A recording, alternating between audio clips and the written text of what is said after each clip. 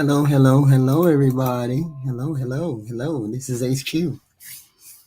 HQ, and we're here to talk about attachment styles, right? I mean, understanding why you cling or bond to another person in relationships is crucial because it reveals the emotional blueprint you're operating under, often formed in childhood or past relationships. These patterns are not random, right? They're deeply rooted in how safe, loved, and seen you felt throughout your life, right?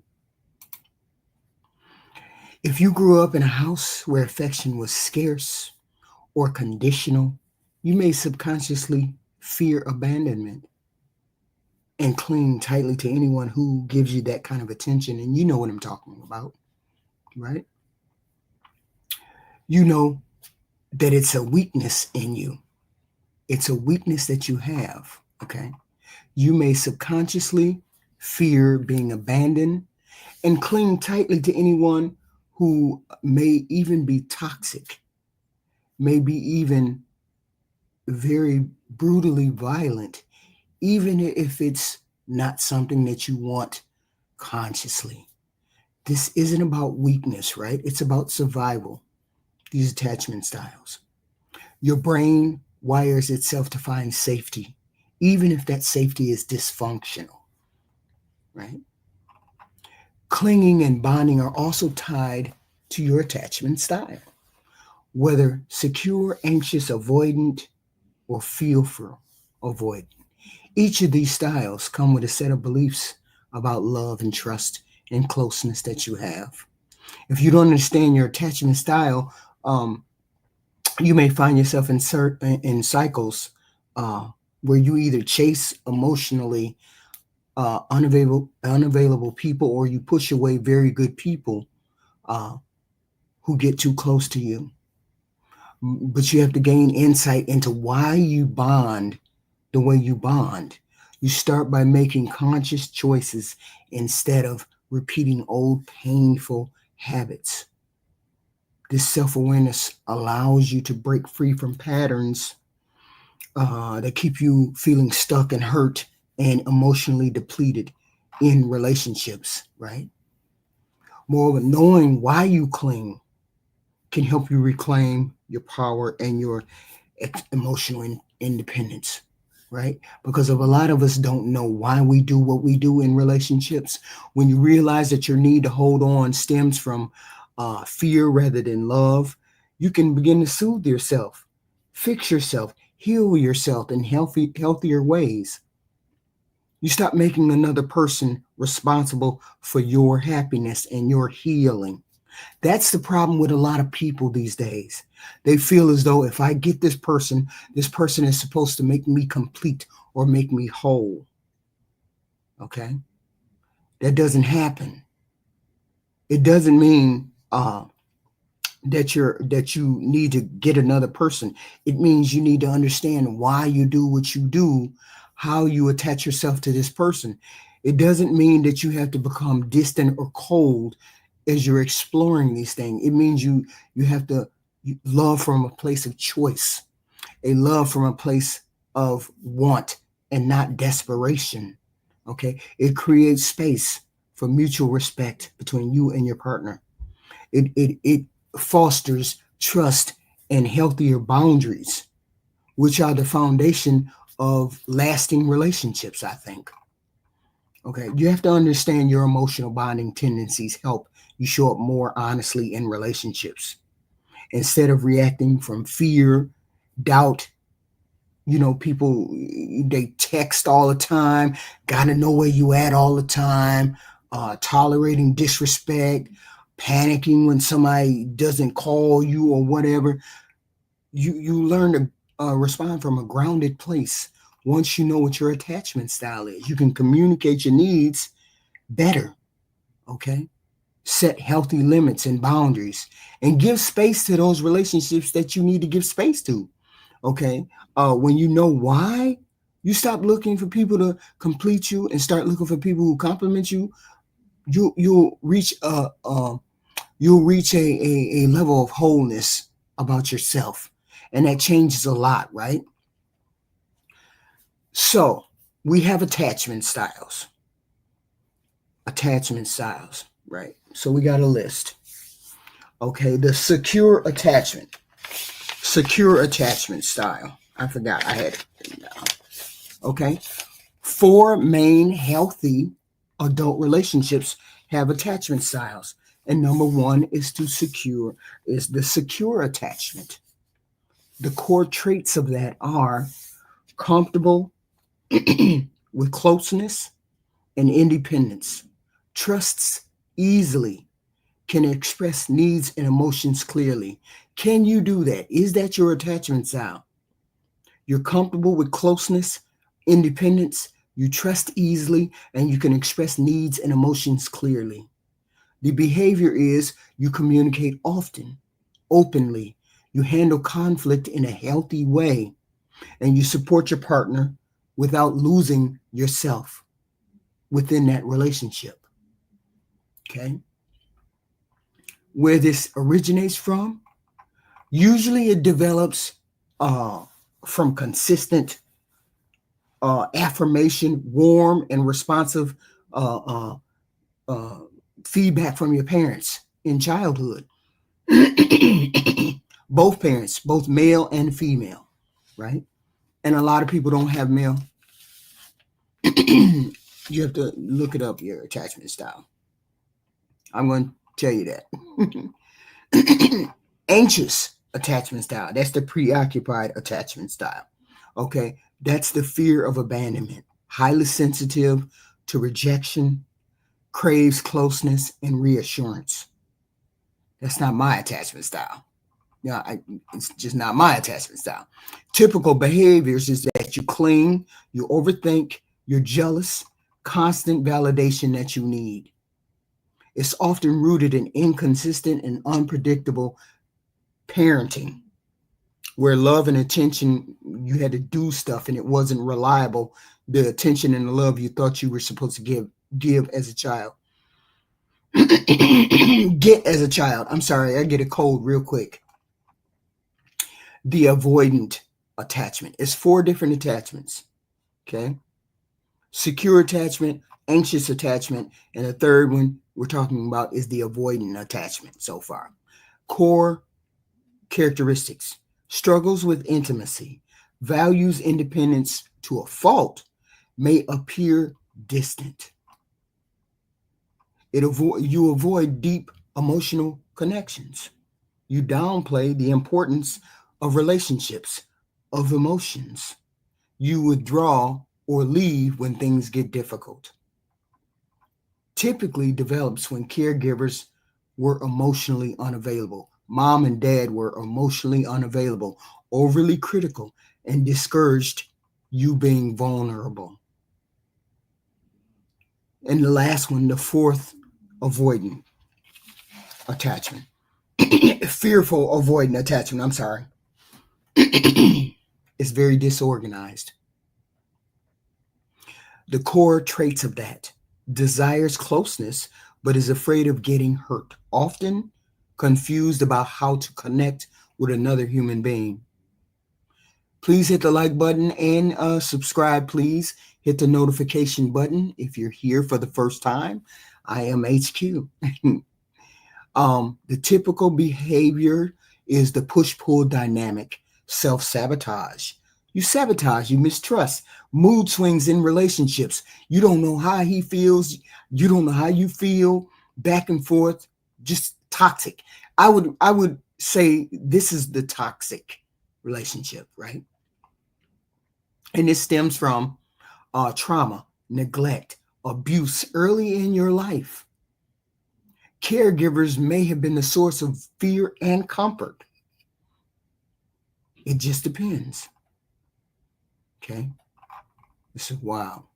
How can you tell which one? Someone asked me, how can you tell which one is your attachment style?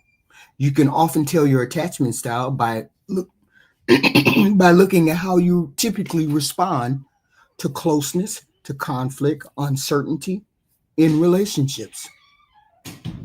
Do you constantly crave reassurance, or feel anxious when someone pulls away, that might mean you're the attachment or the anxious attachment style. Okay. Do you shut down? Do you avoid conversations? Do you feel smothered when people try to get too close? You might be an avoidant attachment style.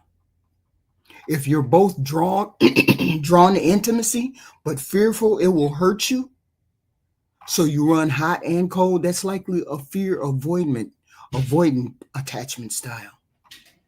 And if you're generally at ease giving and receiving love, you're one of those people, excuse me, you're one of those people that love and relationship and emotions don't bother you, and you can express yourself openly, calmly, and without fear, and you recover from disagreements and you recover from arguments and fights pretty quickly without spiraling. That's a sign that you have a secure attachment style. Okay. So you can pretty much see which one you could be, right? Let me look again. Number one is the secure attachment style. You trust very easily, you can express yourself. Anxious means you have a fear of abandonment, highly sensitive to rejection. Avoidant means you when somebody tries to get close, you try to run. You don't want to get attached because you're fearful. And good morning. And fearful avoidant attachment. That means you want to get close, but you're afraid that you might get hurt. It's like the carrot and the stick. Every time I tried to get to the food, you hit me with every time I tried to get to the carrot, you hit me with the stick. That's the fearful avoidant one. So the whole point is you pay attention to your relationship patterns. What triggers you? How do you handle emotional distance from your partner? How if they need space? Thank you to Healism for the $4.99. Thank you for the super chat. Thank you. Yes, please like and subscribe. Hit the like button, please, and thank you. And super chats are great. Cash apps are welcome. Thank you very much. Super chats are amazing. Thank you. So you'll pay attention to the relationship patterns that you have, okay? What triggers you? How do you handle emotional distance? Partners needing attention? Partners not texting you back? Do you chase? Do you retreat? Do you communicate openly your disdain, your disappointment, your reaction under stress? Do you know how you react in relationships, especially around someone abandoning you or you being vulnerable or them being vulnerable? These often reveal your attachment styles. Okay. We're going to go for the 4 that we said. Okay. So reflecting on your childhood experiences with caregivers can also offer you clues. Babysitters. Were your emotional needs met? We're talking about your parents, right? Were your emotional needs met? Your physical needs met? Were they suppressed? Did you feel safe? Were you loved? Journaling or talking about this with a therapist can help you connect the dots about what your attachment style is. Because once you know what your attachment style is, you will know what you're able to give in a relationship. Or you will recognize what someone is doing in a relationship with you. Okay. And here's an example of the secure attachment style. 2 people are in a relationship. He is having a stressful week at work. Maria, and he starts to get into his head, but Maria doesn't panic. She doesn't think anything of it. She checks in on him, gives him space, trusts him that things are going okay. How many of us have not done that? How many of us got anxious because he didn't call? How many of us have got upset that he didn't text? She calls and she's not really bothered. She said, hey, can we talk? Can we get in touch with each other? She doesn't play games with him or punish him for the silence or go out with her girls and try to get another man to look at her. She's confident within herself in her relationship. That's a person that is secure within themselves as well, and in a relationship where they don't have to cling to the other person to feel validated. Okay. But in a layman type term, okay, this is the person who isn't glued to their phone waiting for a text. They don't chase, they don't run, they just communicate. They feel safe being loved and loving somebody. No drama, no peace. Unfortunately, that's not everybody, right? The anxious attachment. This is what they do. She texts her boyfriend, he doesn't respond for 2 hours. Then she start going crazy. Is he crazy? Is he mad at me? Is he talking to another woman? Is he cheating? Did I do something wrong? She sends another text, then a heart, then an emoji, and all this other garbage.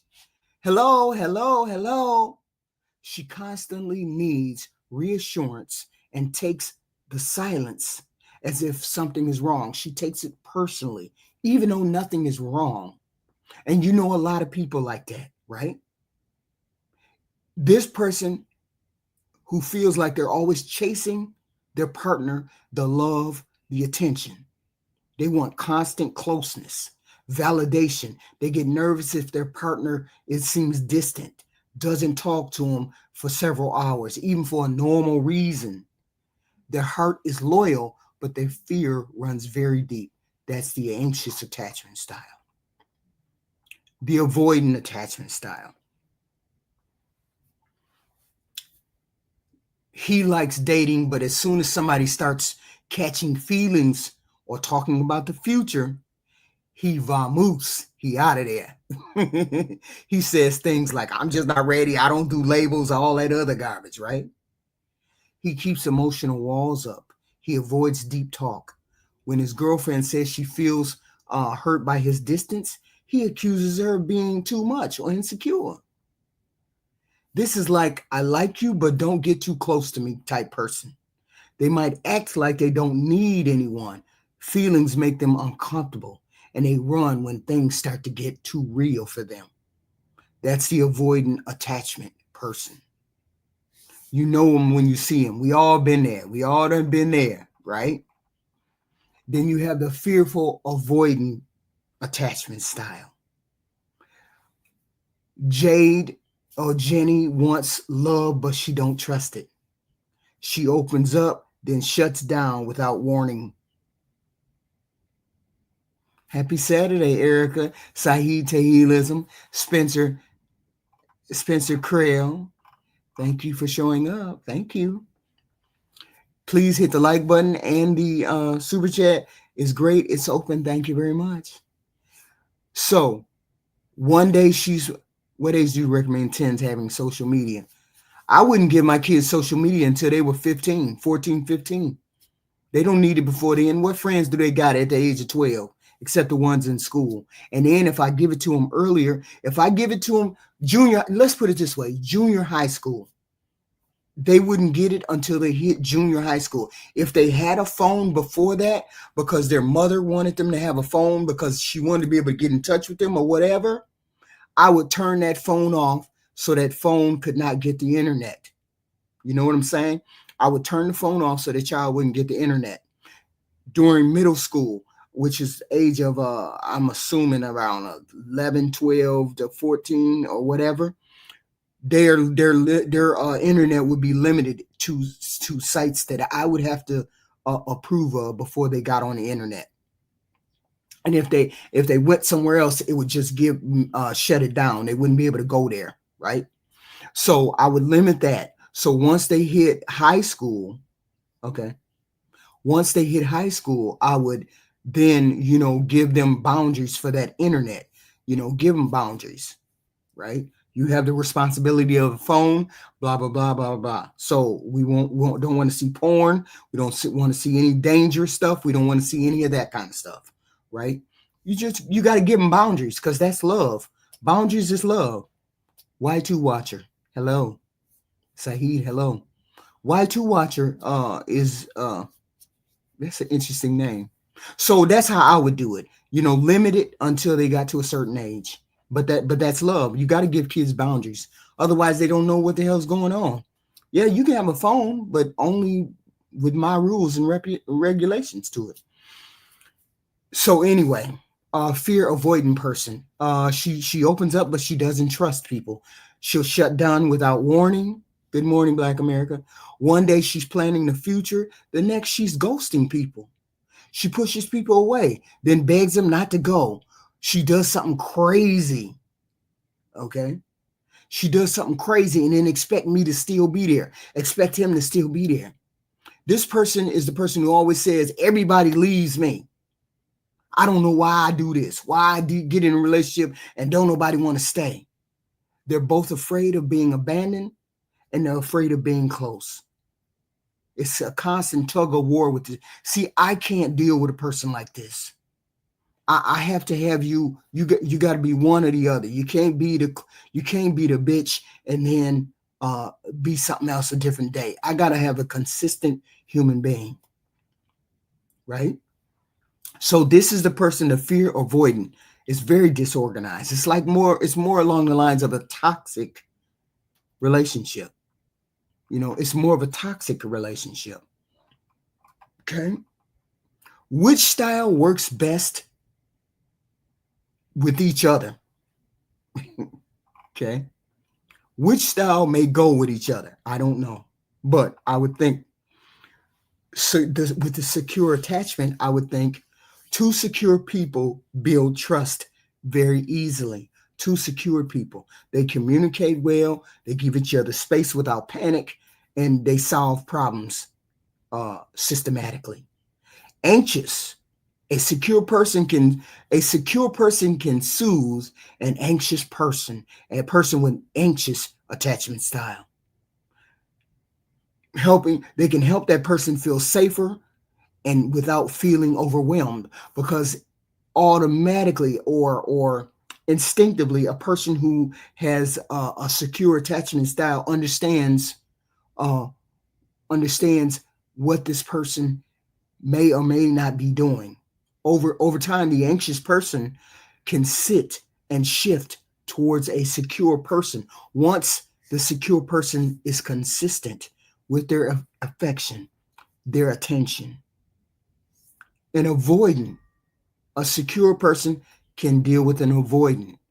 Secure folks often offer steady love that might ground a person that likes to avoid it. You're going to stay right here. You're not going to move. I don't want you to touch me. But over time, the person that avoids attachment becomes to trust that person who is secure. So a secure person who has secure attachment style can deal with anxious and avoidant attachment. A person that has anxious attachment and avoidant attachment. The worst they deal with, the baddest match they got to deal with, is somebody that's emotionally unavailable. Okay? Because a person who has attachment style becomes very frustrated with a person that will avoid an emotionally or be emotionally unavailable. I mean, if you don't want to express yourself at all, how are we going to have a relationship? Because you're always testing my boundaries. And a person doesn't like to be tested every day, all day. Okay? And this is what that person will ultimately do, is test the boundaries of the relationship. In real life, a secure person can often anchor the relationship. But that takes a toll on a human being when I'm the stable one and you're erratic. You're the erratic one and I'm the stable one. And that takes a toll on relationships. Okay? Because they're holding the emotional weight. And who wants to hold all of the emotional weight in a relationship? Nobody does. Everybody wants to be on equal footing when it comes to relationships. Or at least if you have 25% of the relationship energy to help the relationship, at least have the other person got to at least have 75. or have a plan to address what's lacking. The anxious attachment person is better with the secure person and another anxious person. Another anxious person, I say, they'll understand each other's needs, but they may overwhelm each other with too much worry and too much over dependence. And they're worst with the avoidant. This is the classic toxic cycle. The anxious person chases, the toxic person, avoidant person runs. The more one clings, the more one pulls away. It creates a roller coaster of confusion and pain in relationships. Okay. The avoidant works well with the secure and other avoidants. Okay. So this work, fearful avoidant works best with secure and anxious avoidant. That match usually collapses fast. The avoidant relationship usually collapses fast. Both of those people struggle with trust, run from emotions, and neither one knows how to create safety for each other. Okay. So it's best that two avoidants stay away from each other. Okay. Bottom line, secure attachment is the most balanced, the most healing, no matter who they pair with. Anxious and avoidant, this is drama, toxic behavior, because both are willing to do deep, but both have to be willing to do deep emotional work. Okay. Any style can work with time, therapy, emotional maturity, but knowing these triggers and these pairings, okay, can help you stop blaming each other for why certain relationships don't work or feel so hard. Okay. Okay. So the whole point is figure out what your avoidance, figure out what your attachment style is. It's only 4. At least that's what I run across, the 4. Okay. Avoidant, anxious, secure, and a detached one. But it's, I don't know. I'm more of a secure person, so I don't know. I don't know how that works with other people. Okay, which ones works when you get married? Which one works in marriage? The best contribution? Oh, hey, I'm paranoid. It's not even healthy anymore. I'm so paranoid. Y'all, wow. Okay, in a marriage, the best combination is when one partner has a secure attachment style, especially if the other one is still learning how to be or feel safe in love. Okay, securely attached individuals can ground you. They bring emotional stability and communication and ability to manage conflict without losing their mind, losing their shit. When two secure people marry each other, the relationship tends to be very, very grounded, okay, respectfully and balanced. They trust each other, give each other space when and show up when it's needed. Okay. And that's the best. The problem is we never seem to always find a person who has the grounded attachment style. Okay. Very rarely do two grounded attachment styles meet. It's always one without the other. A secure anxious pairing can work well because the grounded person grounds the anxious person into trusting them. Over time, they get to trust them. Okay. They learn to trust. So therefore, that's a good combination. Okay. Anxious and avoidant personalities. One is always running, and one is always chasing.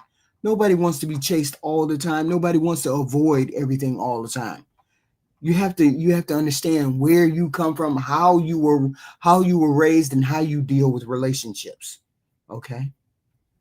At the end of the day, understanding your attachment style and your partner's attachment style is like getting a blueprint to how both of you love each other or can love each other. How you fight, how you connect, how you respond to ups and downs, emotional maturity, subjects, whatnot. It explains why you panic when someone doesn't text you back, or you shut down when people get too close. It helps you see where your crazy part is, where the cold part is. You're too much when you're operating from patterns you picked up early in life. Okay. If we have parents who avoid us, who don't want to touch us, who don't want to talk to us, you become an avoidant. You avoid attachment because you learn that. If you come from a family where everything was expressed correctly, systematically, and with forethought, you come from a secure personality. 9 times out of 10, you come from a secure background. Thus, you will have secure attachment style. Okay. And the good news is, once you recognize those patterns, you can change those patterns. If they're unhealthy, yeah, I'm on the vertical. Okay. That self-awareness is the first step to building, to healing, to bonding, to loving people better, and choosing partners that will help you, not hurt you, not bring confusion. I mean, in relationships, and especially in marriage, emotional safety is the number one thing, right? Isn't that what we all seek to have, is emotional security and safety? Safety is number one, okay? Securely attached people tend to build that naturally. They're steady, trustworthy, open, and honest. They don't make love feel like a guessing game. See, I'm not gonna walk around on this planet and be in a relationship with a man and he make me try to figure out how he feels about me. I ain't gonna do that. I want to know exactly how you feel when you feel it. I don't want to walk 6 months down. I ain't one of those women that go with the flow. No, that ain't what I'm doing. I'm not doing going with the flow. I want to know how you feel when you feel it. If you don't feel like this relationship is going further or progressing, I need to know that, because I make decisions. I make decisions about my life. You don't make those decisions about my life. So I don't want to walk around on the planet not knowing how somebody feels about me. Never, ever. Okay. This is not a guessing game. A secure person doesn't want a guessing game. If you or your partner has the anxious and avoiding tendency, that doesn't mean you're doomed. You just need to know that you have it. But it does mean you need to do active work and learn how to communicate better, clearly, honestly, about the fears and the triggers and all of those things, because you got to stay present. Love is a present thing. I want to be loved in the present, not in the past, not in the future, in the present. Okay. You got to stay present when things are uncomfortable. You have to be right here when things are uncomfortable. Okay. Healthy love is not just about passion or chemistry. It's about safety, trust, and learning how to handle each other's insecurities. Hello, Carolina Bull and Trey 979. Hello. Please hit the like button coming in and out. Some combinations like avoiding and anxious can feel passionate. It's real passionate at first, but it often crashes because this is the toxic relationship that people get into, because the emotional needs are not being met. They're not aligned. That constant tug of war wears on people. But when one or both parties start healing, going through therapy, they need to go through it together, right? They need to be open and honest about this toxicity that they're going through. That's when reality happens. That's when growth happens. You don't need to have a perfect partner. We don't need to have perfect partners. We need to have willing ones. We need to have ones that are willing to go through the relationship with us. Someone who wants to understand me. Someone who wants to grow with me. Someone understands that I piss with the seat up. They want to understand that I want to love you the way you walk through the door, but I want to love you the way that makes you feel secure. I need to understand what you think love is. Okay. All the way, honey, Caroline, but all the way. So whether you're single or you're dating or you're married, knowing your attachment style is powerful. It helps you stop repeating painful cycles and start choosing healthier whole relationships. It would be great. It'd be amazing if we could all be whole and happy and come into relationships like that. But we don't. Okay? But we don't. But knowing your attachment style gives you the language, gives you the blueprint about what you need to correct, what needs to be correct. Okay? And loving somebody shouldn't feel anxious or anxiety ridden, and it shouldn't be a battlefield. It shouldn't be a fight. Okay. I was married for 30 years. My husband died about 5 years ago. Okay. So when you understand how you bond, how you deal with people in your relationships, you know you're no longer ruled by the fear. You're guided by that certainty, and that changes a lot. Okay, I was raised with two parents, grandparents. I was raised with all of them. I was a middle child. I was the middle child. Okay, thank you. I appreciate it. I was the middle child. I am the middle child. Well, I was the middle child, and I was planned. I was the first girl. So I had dad's love and I had mom's love and I had all of that. So I grew up knowing that I was in a relationship where I was secure. I went to dad for things. I went to mom for things. My mom was very, proper, type woman. She was that way. And my dad was like a a nug nug, really, but he loved her, right? But he loved her very much so. Hello, David T.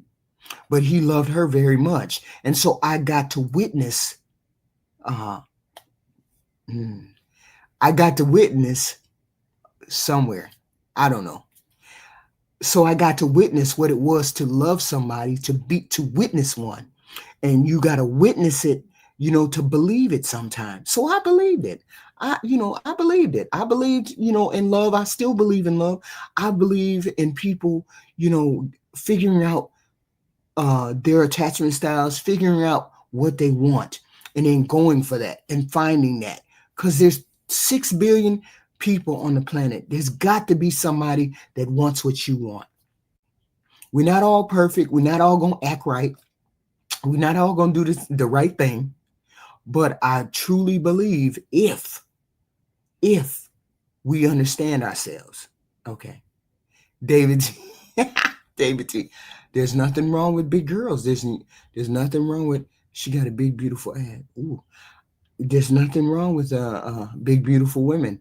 If you love big beautiful women, right? It is what it is. Elon's rocket ain't even lift that ass. Ooh. Wow. Does anybody have any questions? You have any questions or concerns? Is this your first time here? I appreciate the sub.